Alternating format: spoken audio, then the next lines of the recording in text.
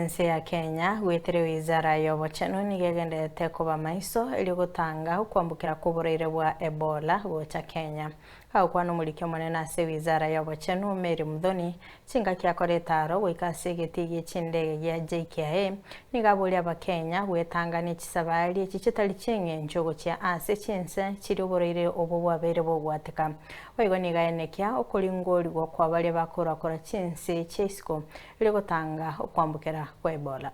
Ensure that you avoid unnecessary travels to those countries that are already having cases. You can just wait for some period of time to ensure that these issues go down, and then you can travel later. The Ministry of Health is doing whatever possible to ensure that we contain and we are prepared. At the ports of entry, we are doing screening, and in JKIA especially we have designated gate 16 for flights that are coming from those countries that already have issues. We have also expanded the mandatory screening for 10 countries that are our neighbors. So any flights that is coming from the neighboring countries, we are also making sure that we have screened.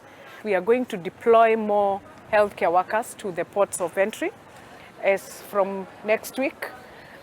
So public health officers, we are also encouraging them that they will register with us so that we are able to see where we can deploy them as soon as possible, because we need to also enhance the teams that are on the ground.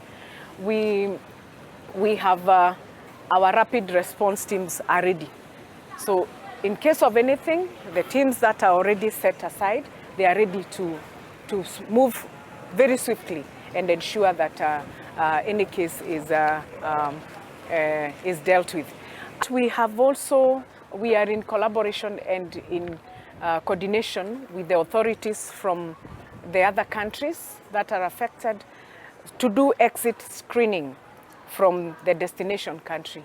So anybody, before they board the plane, they are screened, and when they land in our country, they are also screened.